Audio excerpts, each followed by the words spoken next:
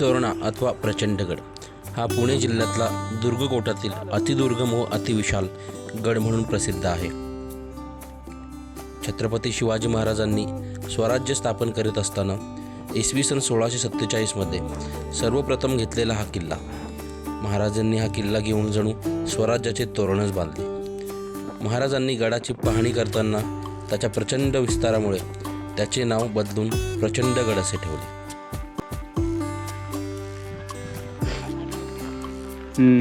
मोर आहे मोर.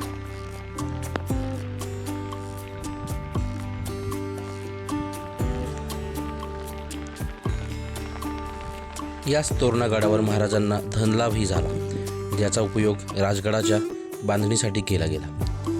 पुणे जिल्ह्यातील वेल्हे हे तालुक्याचे गाव तोरणाच्या पायथ्याशी आहे. इथे नसरापूर, पावेघाट किंवा पानशेतवरूनही जाता येते. जेम्स डग्लस याने म्हटल्याप्रमाणे सिंहगड ही सिंहाची गुहा आहे, तर तोरणा हे गरुडाचे घरटे आहे. पावसाळ्यानंतर हा किल्ला बघण्याचे सुख वेगळेच. रानतेरडा, सोनकी आणि इतर अनेक रानफुलांनी भरलेली ती पायवाट. गडाच्या जवळ गेल्यावर पायवाट रंगीबेरंगी फुलांनी भरलेली दिसते. गडावर जाताना पायवाट मोकळे खडक तसेच लाल माती यामुळे पावसाळ्यात निसरडी असू शकते. गडाचा शेवटचा टप्पा जवळजवळ 60 ते 70 अंश कलता आहे. येथे मागे पाहिलं तर धरण परिसर व अप्रतिम दृश्य आपल्या नजरेस पडते. जय शिवराय मित्रांनो, आपण आता आलेलो आहोत तोरणा किल्ल्याच्या पायथ्याशी. बघू शकता तोरणा किल्ल्याची मार्किंग आहे आणि आपल्याला या पायवाटेने आपल्याला किल्ल्याकडे चालत जायचे. साधारणतः 1.5 ते 2 तास चालत गेल्यानंतर आपण किल्ल्यावरती पोहोचू. आपल्याबरोबर आहे मंदार सावंत. हे प्रत्येक किल्ल्यावरती आपण राहतात काके.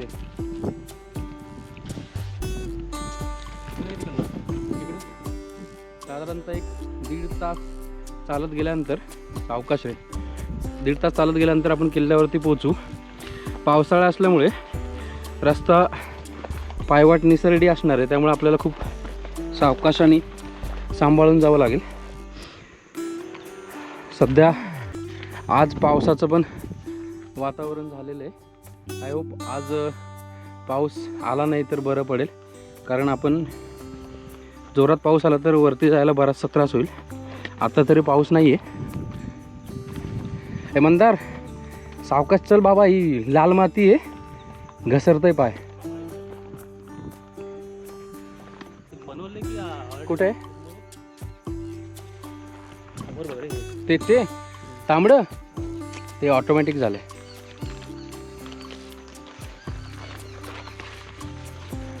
हा तोरणा किल्ला आहे आणि आपल्याला इकडून या पायवाटेने असं चालत जायचं आहे. हा एक डोंगर चढून मग तो दुसरा डोंगर चढावा लागतो आणि आपण किल्ल्यावरती पोहोचतो. पाऊस नको, पाऊस.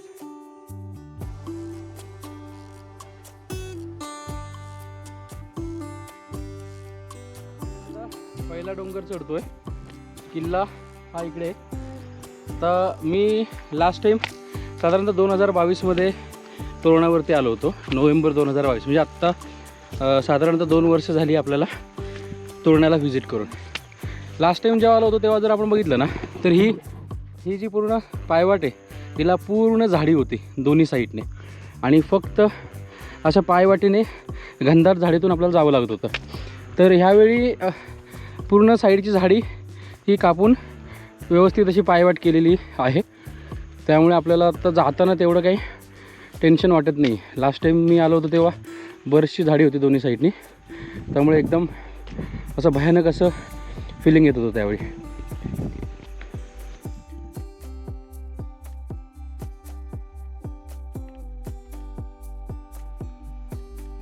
बऱ्याच दिवसांनी आपण किल्ल्यावरती आलो आहे.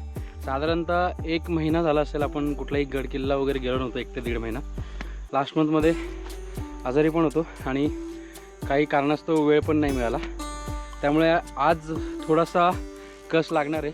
कारण तोरणा चढायचा म्हटलं तर 1.5 तासाची चांगली चाल आहे आणि बऱ्यापैकी चढणसुद्धा आहे. तर बघूया कसं जमतं आहे. हळूहळू आपण वरती जाऊया. ही एक काठी घेतलेली आहे, जेणेकरून पुढे जाऊन काही माकडांचा वगैरे काही त्रास असेल तर हातात असावी. हे बघा आत्ताची पायवाट अशी. बाकी हा डोंगर चढून गेल्यानंतर जो पुढचा डोंगर असणार आहे त्याला एक मेन मुख्य चढण आहे. तीच चढण सगळ्यात महत्त्वाची जी आपला डायरेक्ट किल्ल्यावरती घेऊन जाते. हा तर साईडचा डोंगर आहे. पुढचा जो मेन डोंगर आहे ती मेन चढण आहे. त्याला बरीचशी अशी उभी चढण आहे. डोंगर चढून आलो आपण की हा नजारा आपल्याला नजरेत येतो. हे धरण आहे. परिसर आपल्याला इकडे त्यामध्ये आपला किल्ला हरवलेला आहे.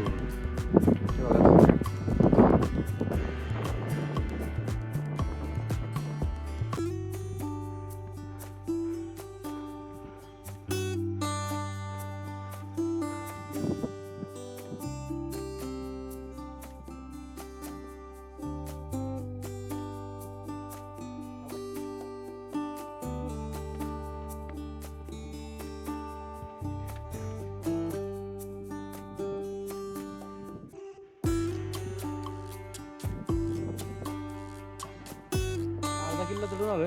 साईडला पूर्ण धुकं आहे आणि आपण वरती किल्ल्यावरती चाललोय. स्वर्गाचीच वाट चाललोय.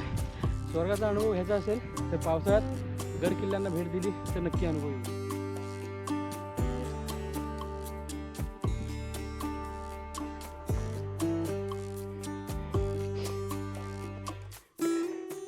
उतरताना बसून उतरायचं.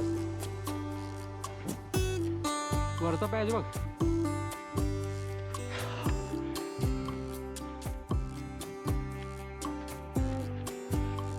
सावकाश रस्सीला धरून जा.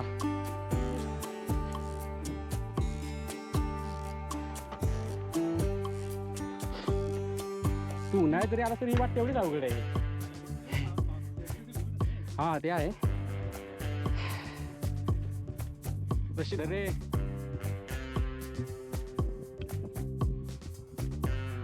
हा पॅच आहे ना खरंच अवघड आहे एवढा.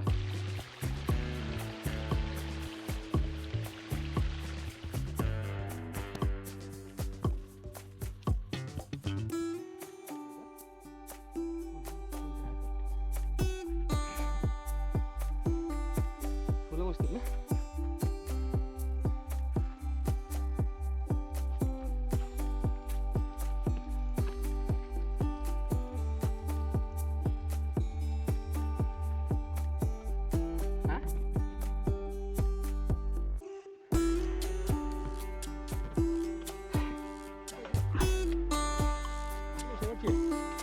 हा तेच नको शेवटचं चढण आहे.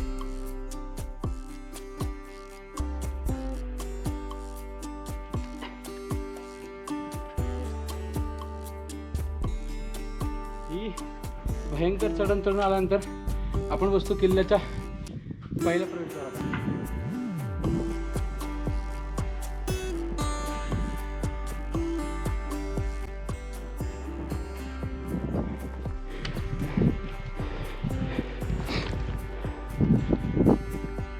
दरवाजाची वरची बाजू जिथून हा बुर्जाचा भाग दिलेला आहे. इथून जर खाली बघितलं आपण तर पूर्णपणे आपण बघू शकतो हा खालचा परिसर जिथून आपण चढून आलो. सरळ चढण आहे आणि किल्ल्याच्या खाली तर आपल्याला काहीच दिसत नाही आहे. आता दुपारचे 12 वाजलेले आहेत आणि अनुभव असा येतो जसं की सकाळचे 7 वाजताच आपण किल्ल्यावर आलो आहे. हे पहा हा आकाशाकडे कॅमेरा केला तरी तसंच आणि खाली जमिनीकडे कॅमेरा केला तरी तसंच. एक अविस्मरणीय आणि अद्वितीय असा अनुभव आपल्याला पाहायला मिळतो. पहिल्या प्रवेशद्वारातून वरती चालत आल्यानंतर आपण पोचतो किल्ल्याच्या मुख्य प्रवेशद्वारापाशी जो गोमुखी रचनेमध्ये बनवलेला आहे.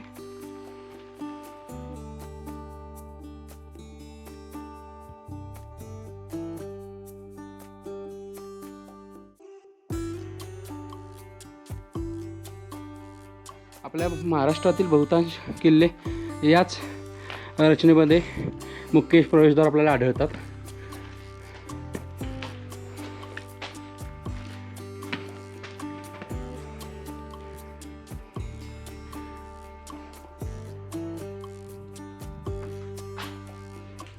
दोन्ही साईडला शिपायांसाठीच्या देवड्या आहेत. आतमध्ये आल्यानंतर ॲक्च्युली आपण इकडे उजवीकडे गेलो तर गडाची तटबंदी आहे पूर्णपणे. आणि मोकळा परिसर आहे. पण पावसाळा असल्यामुळे गवत वगैरे या कारणास्तव आपण तिकडे जाऊ शकत नाही. तर आपण सरळ वरती जात राहू. इथे साईडला तोरणजाई देवीचं मंदिर, या प्रवेशद्वारातून प्रवेश केला डावीकडे जर आपण खाली गेलो तर आपल्याला तोरणजाई देवीचं मंदिर पाहावयास मिळतं.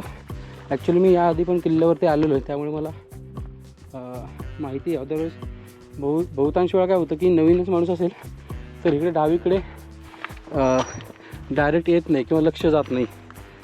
किल्ल्यावरती काही काम चालू आहे, त्यामुळे इथे चुन्याचं वगैरे मिक्सचर आपल्याला पाहायला मिळतं. हे इथं तोरणजाई देवीचं मंदिर आहे, आपण पाहू शकतो.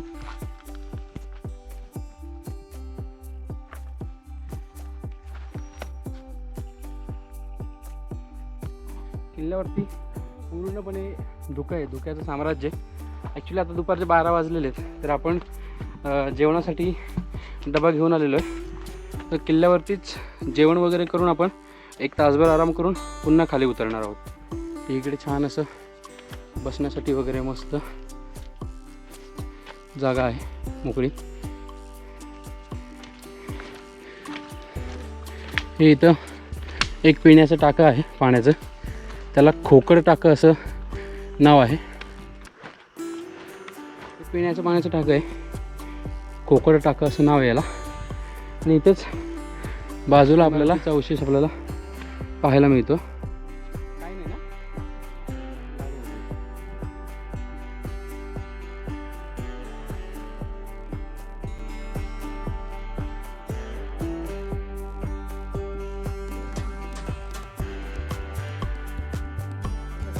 हा आपला तोरणा किल्ला जो आहे हा सकाळी 9 ते संध्याकाळी 5 पर्यंत खुला राहील असं लिहिलेलं इथे. आणि किल्ल्यावरती मुक्काम बंद आहे.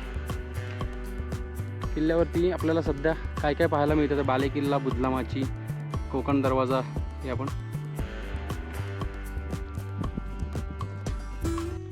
खोकळ टाक्याच्या इथून डाव्या बाजूला आपण चालत आलो की आपल्याला लक्कडखानाची इमारत पाहायला मिळते. सध्या इथे कुलूप लावलेलं आहे. आम्ही लक्कडखानाच्या इथून पुढे डावीकडे आल्यानंतर एक पायवाट वरती जात होते, एक पायवाट खाली जाते. त्या पायवाटनं आल्यानंतर पुढे बघितलं तर ॲक्च्युली धुक्यामुळं काहीच रस्ता दिसत नाही, त्यामुळे आम्ही का आता इकडे जात नाही आहे. मे बी ही वाट झुंजारमाचीकडे जात असावी, पण धुक्यामुळे फारसं असं काही दिसत नाही काहीच, त्यामुळं आम्ही आत्ता तर झुंजारमाचीकडे जायचं टाळतोच आहे. आता वरती जाऊन मेंगजाई देवीचं मंदिर आहे, शंकराचं एक मंदिर आहे, त्यांचं दर्शन घेऊन आपण कोकण दरवाजा बघून, बुदलामाची बघून थोडासा आराम करणार आणि आपण मग पुन्हा एकदा आपण गड उतरायला चालू करणार. गड किल्ल्यांचं एक खास वैशिष्ट्य म्हणजे आपण तिन्ही ऋतूंमध्ये केव्हाही तुम्ही व्हिजिट करा, प्रत्येक वेळी किल्ला तुम्हाला वेगळा भासेल. कारण उन्हाळ्यातला किल्ला वेगळा असतो, त्यावेळी तुम्हाला ऑलमोस्ट सगळा किल्ला पाहायला मिळतो.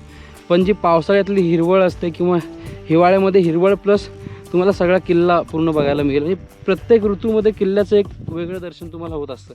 त्यामुळे भले तुम्ही एखादा किल्ला व्हिजिट केला असेल किंवा बघितला असेल तरी पण मला तरी नक्की तो प्रत्येक ऋतूमध्ये कसा दिसतोय ते बघायला नक्की आवडेल. त्यामुळेच तोरणा किल्ल्यावरती ह्या सप्टेंबर महिन्यामध्ये आपण भेट दिली, जेणेकरून इथलं हिरवळ कशी आहे, निसर्ग सौंदर्य कसं दिसतं किल्ल्यावरती. मी बऱ्याच वेळा खालून पास होतो जेव्हा वेल्हेमधून, तेव्हा वरती बघतो तर किल्ला हा पूर्ण धुक्यामध्ये हरवून गेलेला असतो. तर मग वरती किल्ल्यावरती गेल्यानंतर आपल्याला कसं दिसत असेल हे एक कुतूहल नेहमी मनामध्ये होतं. कारण मी लास्ट टाईम मडेघाटला गेलो आहे, राजगडला वगैरे बऱ्याच वेळा जाताना वरती डोंगराकडे बघितलं तर तोरणा नेहमी धुक्यामध्ये हरवलेलाच दिसला मला ह्या पावसाळ्याच्या टायमिंगमध्ये. त्यामुळे मनामध्ये होतं गेल्या 2-2.5 महिन्यापासून की तोरण्यावरती जायचं आहे. पण जुलै ऑगस्ट हे महिने बहुतांश वेळा किल्ल्यावरती व्हिजिट करण्यासाठी टाळावेच, त्यामुळे मी काय आलो नाही. आणि आता सप्टेंबरमध्ये त्यामुळेच व्हिजिटचा प्लॅन केला.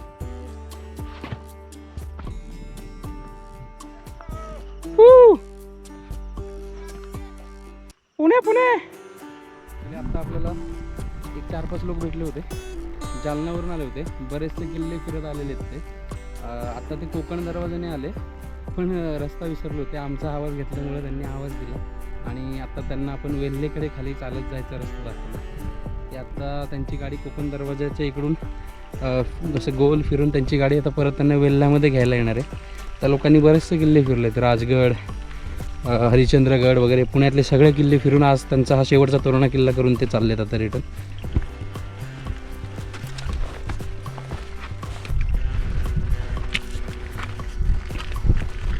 वावर असेल ना हां साफ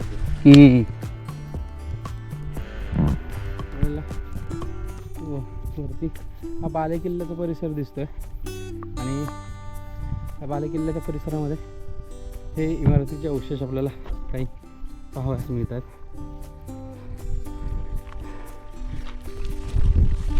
खरंच पावसाळ्यामध्ये किल्ल्यावरती माहिती नसेल तर जास्त इकडे तिकडे फिरू नका.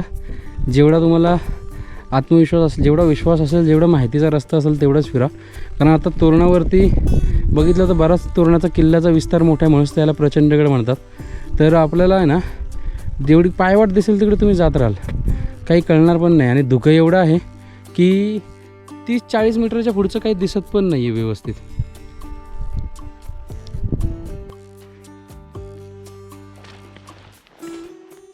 बरंच शोधल्यानंतर आम्हाला मंदिरं अखेर सापडली आहेत. त्यामध्ये हे आहे मेंगाई देवीचं मंदिर आणि तिकडे आहे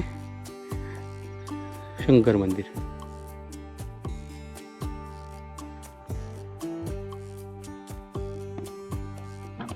महादेव मंदिरासमोरच आपल्याला ही काही थडगी पाहायला मिळतात.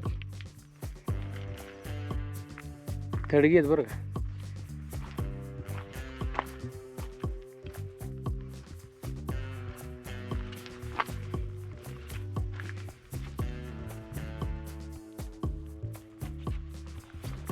आणि हे तोरणेश्वर महादेव मंदिर आहे.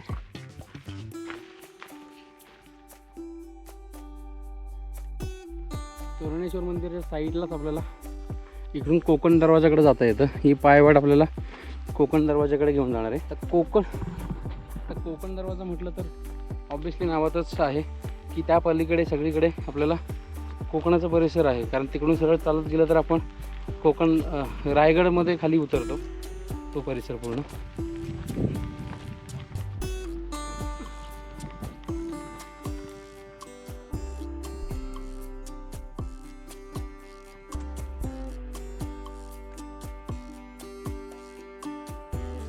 कोकण दरवाजातच खाली गेलो सरळ की आपल्याला बुधला माची लागते. त्या बुधला माचीच्या तिथून पुढे गेल्यानंतर आपल्याला वाघ दरवाजा लागतो. हा दरवाजाच्या वरचा बुरुजाचा परिसर.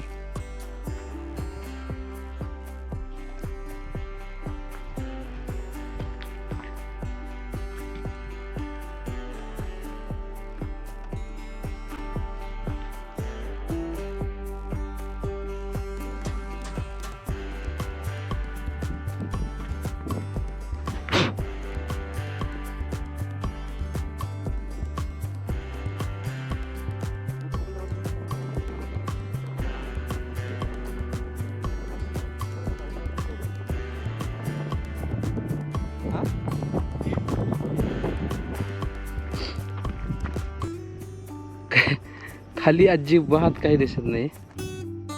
वरती आहोत आणि खाली पूर्ण खोल अशी दरी आहे. पूर्ण सुस्थितीत आहे, त्यामुळे काही प्रॉब्लेम नाही आहे. आणि ज्या रेलिंगने आपण खाली आलोय तीच रेलिंगची पायवाट खालपर्यंत जाताना आपल्याला दिसते.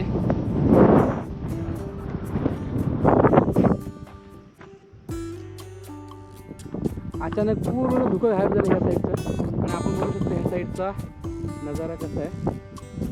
डावीकडे पूर्ण धुकं आहे अजून बघा इकडचं डावीकडचं इकडे पूर्ण धुकं आहे. पण आपल्या पुणे साईडचं धुकं पूर्ण हटलेलं आहे.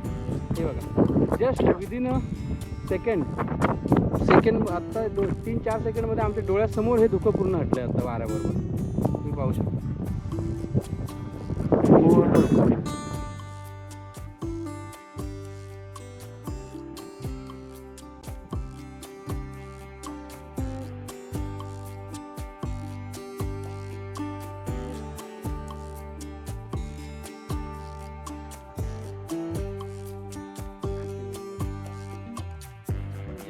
वरून आता निघालो आहे, किल्ला उतरायला चालू करतो आहे. ॲक्च्युली तर जाताना मला बरीचशी ही या टाईपची झाडं दिसलेत, तुम्ही बघू शकता.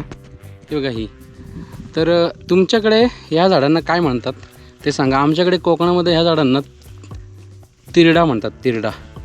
आणि ही आत्ता मला हे का आठवलं, कारण आम्ही आत्ता गणपतीमध्ये गौरी जे आपण बसवतो, तर ते गौरीचं जे स्ट्रक्चर तयार करतात गौरीला साडी वगैरे नेसवण्यासाठी, त्याच्यामध्ये ह्या तिरड्याची झाडं तोडून 2-3 झाडं अशी आतमध्ये बांधतात आणि मग साडी नेसवतात आमच्या इकडे. तर तुमच्या इकडे ही प्रथा अशीच आहे किंवा ह्या झाडाला तुमच्या इकडे काय म्हणतात तेही सांगा. हे बघा, ह्याचं फूल तुम्ही बघू शकता, अशा टाईपचं आहे. आमच्या इकडे ह्याला तिरडा म्हणतात. अशा प्रकारे आपला किल्ला बघून झालेला आहे. आपण आता जिथून लक्कडखाना किंवा खोकड टाके या भागाकडून मागे गेलो होतो किल्ल्यावरती, जर माझ्याकडे आपण गेलो नाही, कारण पायवाट जास्तच कठीण होती उतरायला वगैरे, आणि बरेचसं गवत वगैरे त्या साईडला दिसत होतं, त्यामुळे आपण काही त्या भागाकडे गेलो नाहीत. असंच भेटूया आपण पुढच्या व्हिडिओमध्ये. तो पुराणाचा व्हिडिओ जर आपल्याला आवडला असेल तर लाईक करायला विसरू नका. तसंच आपल्या चॅनलला जर सबस्क्राईब केलं नसेल तर सबस्क्राईब नक्की करा, जेणेकरून पुढच्या व्हिडिओजचं तुम्हाला नोटिफिकेशन वगैरे डायरेक्टली मिळेल. आपलं प्रेम आणि सपोर्ट असंच राहू द्या. धन्यवाद. जय शिवराय.